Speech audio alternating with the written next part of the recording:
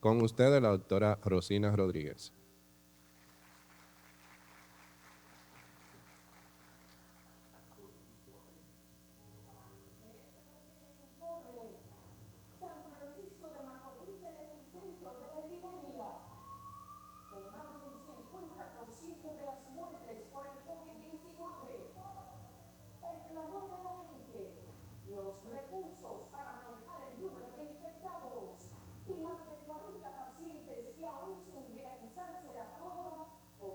Por clínica y tomografías el mismo patrón que los infectados. La prueba tenemos muy difícil acceso desde que todo esto comenzó. Por eso te digo que tenemos una casuística de muchos casos ya vistos, que en base a lo que fue la clínica, los análisis y la tomografía, hacemos el diagnóstico. Diferentes razones hemos tenido por la limitación de la prueba. Número uno, la parte del costo de la prueba. Muchos pacientes de clase baja y media no han podido acceder, no se la pueden realizar porque no tienen los recursos económicos para realizársela. La doctora Rosina Rodríguez es cardióloga internista. Otra cosa es la gran lista de espera. En lo particular, yo estoy en una lista de espera y mi probable toma de muestra va a ser el miércoles de la semana que viene. Hablamos con la especialista el viernes. Pero la enfermedad no tiene una semana de espera. La realidad de la enfermedad es que una vez se detectan síntomas, el día quinto es crítico y a partir del día quinto, sexto, séptimo y octavo se desarrolla la insuficiencia respiratoria. Por eso las estadísticas no siguen siendo reales, porque no tenemos la prueba y ya cuando el paciente llega en ese distrés respiratorio, no tiene el acceso y ya hay que abordarlo rápido. Lo que está pasando en San Francisco no es exclusivo de San Francisco. Va a tocar por ciudades porque no ha habido un control epidemiológico de seguimiento. Hemos visto muchos pacientes, podemos decir más de 100 pacientes, unos que no han ameritado internamiento y desde la emergencia han sido egresados con las medidas de higiene que uno recomienda y de aislamiento, pero esos mismos pacientes que están yéndose porque no han tenido criterio de ingreso, quizá viven en un ambiente comunitario que no les permite un aislamiento adecuado o tomar las medidas de higiene. Pero aparte de eso, los que hemos ingresado y han sido egresados con la sospecha diagnóstica, otros con pruebas positivas y han sido egresados, algunos tendrán el nivel de aislamiento porque tienen un nivel educativo alto o porque tienen las herramientas en el lugar necesarias. Y la gente sigue muriendo. Y la estadística no sigue subiendo, los números de fallecimiento no siguen subiendo porque no tenemos la prueba. Pero tenemos la clínica del paciente. Muchos de estos pacientes que no tenían ningún antecedente, que estuvieron expuestos probablemente a otro paciente con COVID, desarrollan los síntomas y no nos da ni siquiera el tiempo para ni tomar pruebas ni hacer ni siquiera métodos de imágenes porque mueren súbitamente. No vamos a poder detener o que cuando se quiera detener, muchos habremos muerto.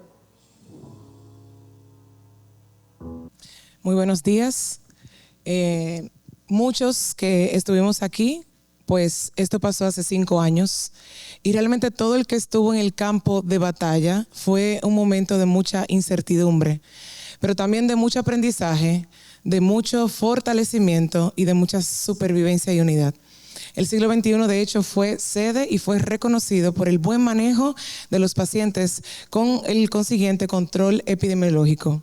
Y realmente a Dios las gracias porque hoy estamos aquí vivos y no fuimos parte de esas estadísticas de los fallecimientos de más de 400, vamos a ver, más de 15 millones a nivel mundial. Y lo que nos compete estar aquí es precisamente el corazón. Y sigue siendo el corazón y la enfermedad cardiovascular la principal causa de muerte en el mundo. Y si bien es cierto, ya Rudy explicó cada uno de los factores de riesgo cardiovasculares, incluyendo la hipertensión, el tabaquismo, la diabetes, la falta o mala alimentación, no el alcohol, ¿verdad, Rudy? Sino el exceso y el abuso del alcohol, la inactividad física, entre otros. Y tenemos que destacar que en la era post-COVID, Los registros marcan un aumento tras el confinamiento de más obesos, más mala alimentación, menos actividad física, más tabaquismo y más enfermedad de salud mental, lo que lleva un vínculo, un binomio, enfermedad cardiovascular, factores de riesgo en la era post-COVID, que es lo que nos compete hablar en esta ocasión. Y vamos a ver los números. La estadística a nivel mundial, la Organización Mundial de la Salud, dicta que más de 14, casi 15 millones de personas fallecieron a nivel mundial. De hecho, fueron más los hombres los que fallecieron y fue más la población de ingreso intermedio bajo, la población más afectada.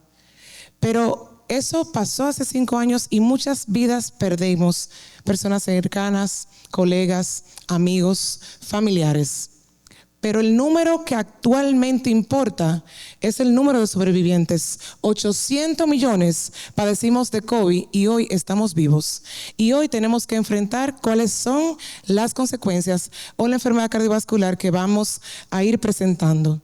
Y veremos que de manera principal tenemos más enfermedad coronaria, más arritmias, más eventos tromboembólicos, más eventos ateroscleróticos y más disautonomía. Y se concluye básicamente la revisión en que estamos envejeciendo de manera acelerada. Nuestro endotelio, nuestra salud cardiovascular ha envejecido luego del COVID y lo iremos desarrollando.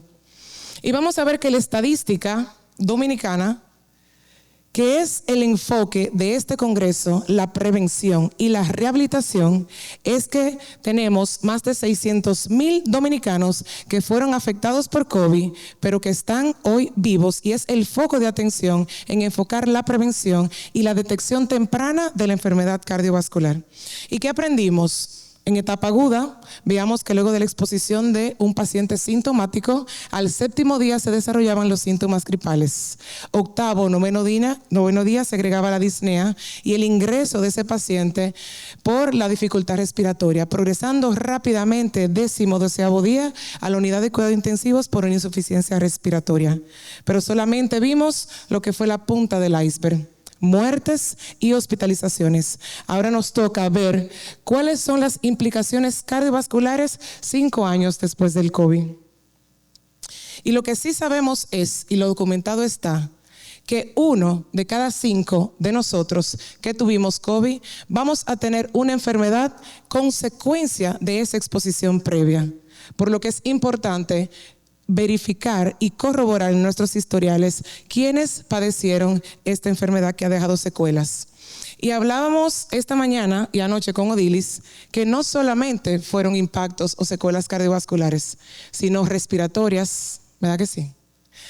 Musculoesqueléticas, hematológicas, más trombosis, más eventos embólicos, más enfermedad neurológica y psiquiátrica, incluyendo trastornos del sueño, falta de concentración, lagunas, alteración de la atención y de la memoria. Y miren cómo en este boletín, que fue el número 29 de este año, 2025, semana 29 del 2025, cómo el Ministerio de Salud Pública emite una alerta de cuáles son las enfermedades con vigilancia epidemiológica en la actualidad. Incluyen el COVID con 22 casos reportados hasta ese boletín.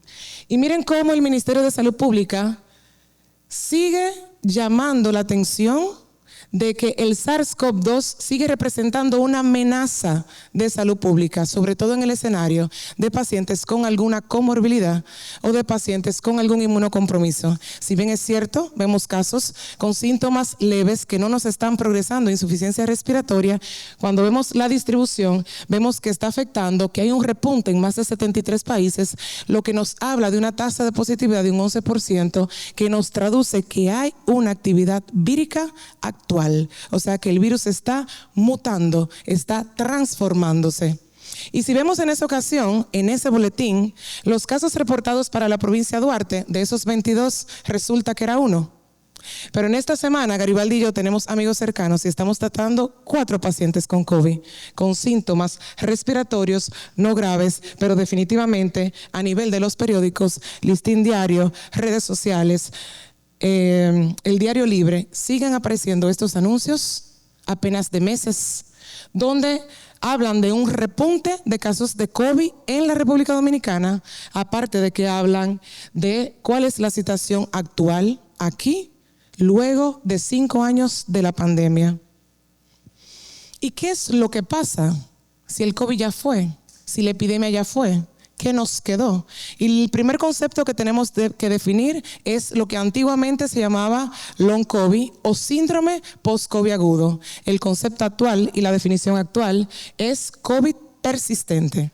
Y el COVID persistente se define a que una vez usted estuvo expuesto, los síntomas pueden persistir 3 meses después, durar más de 2 meses o prolongarse en el tiempo.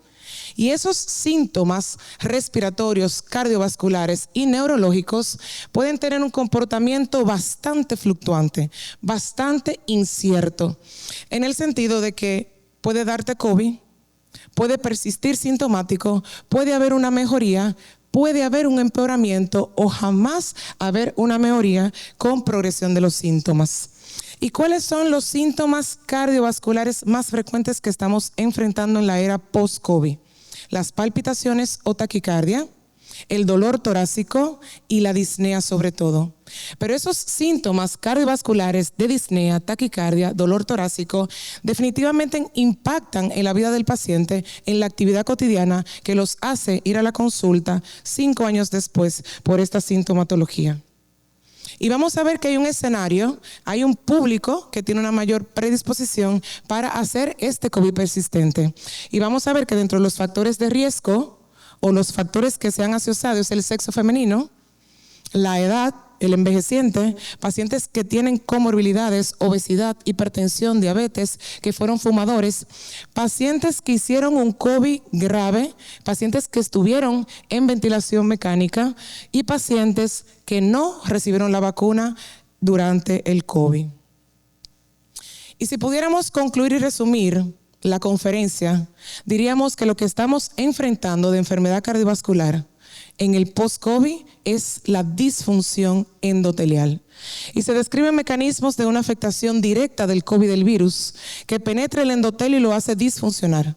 El endotelio adquiere una función, una alteración procoagulante, protrombótica, aparte de la desregulación del sistema renina-angiotensina-aldosterona. También vamos a observar que al endotelio estar afectado, esa actividad vasoconstrictora, inflamatoria, con liberación de radicales libres, con factores protrombóticos, superan por mucho y hay una disminución en la liberación de óxido nítrico, hay una disminución de la prostaciclina, prolongando este daño endotelial. A eso le sumamos la activación de la inmunidad mediada por linfocitos T, que en pacientes en biopsia todavía se ve lo que es la actividad inmunitaria. Y no solamente el COVID nos ha dejado una disfunción endotelial, sino que nos ha dejado un miocardio que ha quedado con cicatrices. Y vamos a ver que a nivel de resonancia magnética, que es la herramienta en que se ha apoyado para ver el músculo miocárdico, se ha visto que más de 50% de los pacientes recuperados por COVID mantienen, realce tardío, datos de daños a nivel de la fibra miocárdica. Y podemos ver 4 revisiones sintetizadas donde pensaríamos que solamente el COVID grave, si bien es cierto, se ha documentado como factor de riesgo para desarrollar el long COVID y la enfermedad cardiovascular.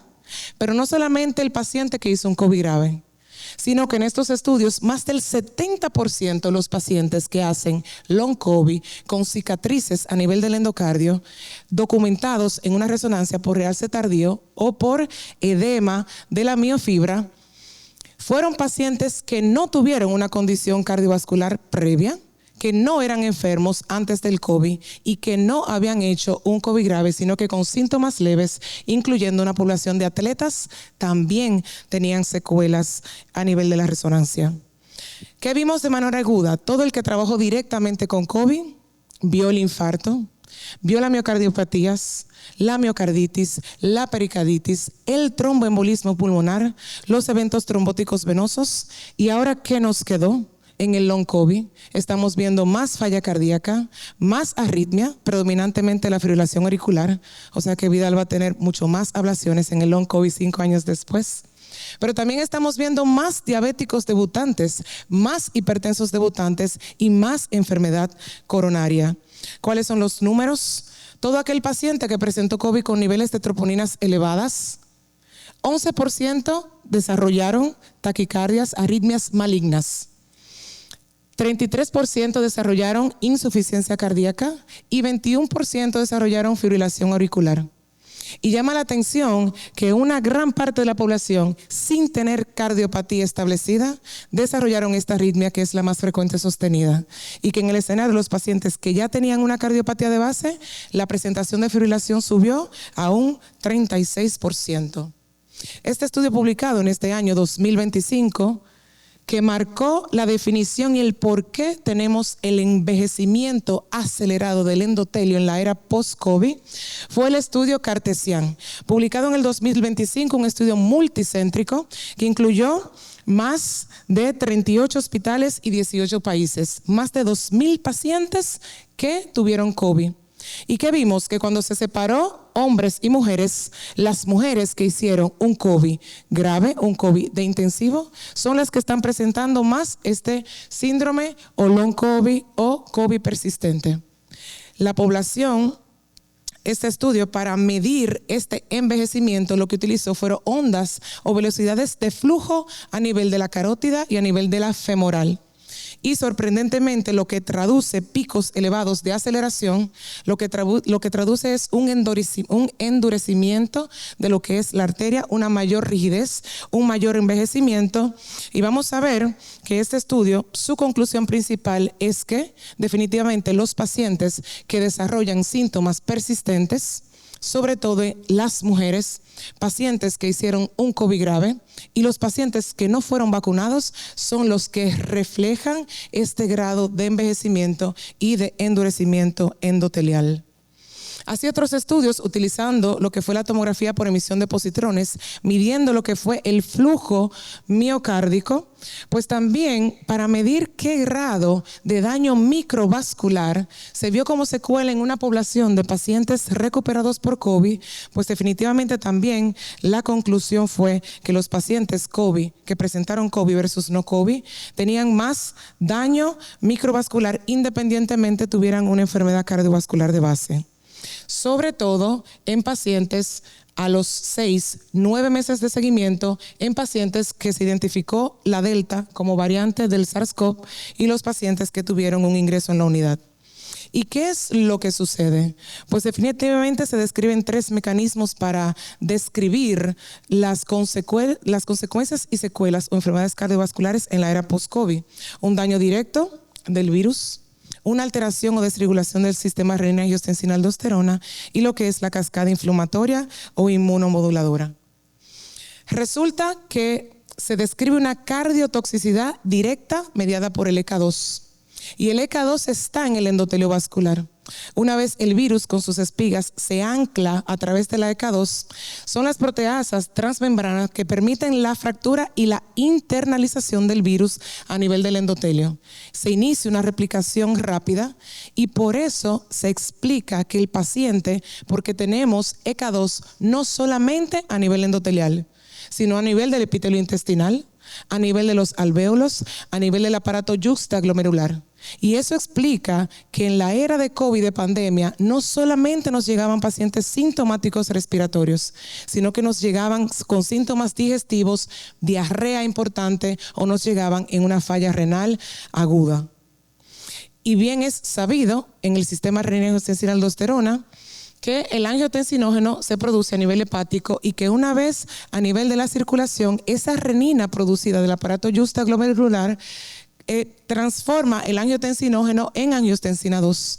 Gracias a la acción del ECA liberada a nivel pulmonar, esa angiotensina 1 pasa a angiotensina 2. Y es la angiotensina 2 la que tiene esa capacidad vasoconstrictora, profibrótica, protrombótica, proinflamatoria, retenedora de sodio y potasio, que gracias a la acción del ECA2 normofuncionante, se produce angiotensina 1,7, que esa sí produce vasodilatación, desinflamación, disminución de la fibrosis. Pero resulta que el COVID se ancla de manera directa al ECA2, evita ese accionar, evita que tengamos angiotensina 1,7, que son las que pudiesen o hubiesen podido mediar lo que era la cascada inflamatoria de disminución de la fibrosis, disminución de la vasoconstricción, por lo que si el ECA2 está ocupada por el virus, predomina la acción de la angiotensina 2 y subsecuentemente la vasoconstricción, el remodelado, la fibrosis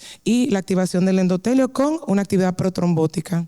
Por lo que la Sociedad Europea de Cardiología en el 2025 concluye que definitivamente la asociación era post-COVID y enfermedad cardiovascular se debe a un daño endotelial por un efecto directo que transgrede el endotelio y el endotelio se mantiene en un estado procoagulante.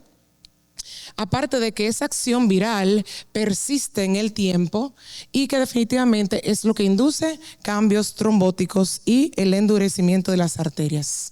En biopsias en pacientes en estado post-mortem, pacientes con elevación de troponinas, cambios electrocardiográficos, síntomas con rápida progresión a ventilador y muerte súbita, se documentó diferentes tipos de miocardiopatías, incluyendo la Takotsubo, y en la biopsia pues se encontraba de manera directa lo que fue el aislamiento del virus, dañando directamente la miofibrilla. También existe una teoría genética que no está bien explícita, aparte del daño endotelial y el envejecimiento del mismo. Lo que sí sabemos son los factores de riesgo antes mencionados y lo que sí sabemos es que las complicaciones post-COVID son más enfermos, más infartos, más eventos vasculocerebrales, más hipertensos, más diabéticos. Si revisamos este estudio, un seguimiento de 3 años en pacientes recuperados luego del COVID, que incluyó más de 1,300 pacientes, vamos a ver que los pacientes post-COVID que ya tenían una enfermedad coronaria, que fueron expuestos a COVID, tenían una sobrevida mucho menor que el paciente coronario que no fue expuesto a COVID.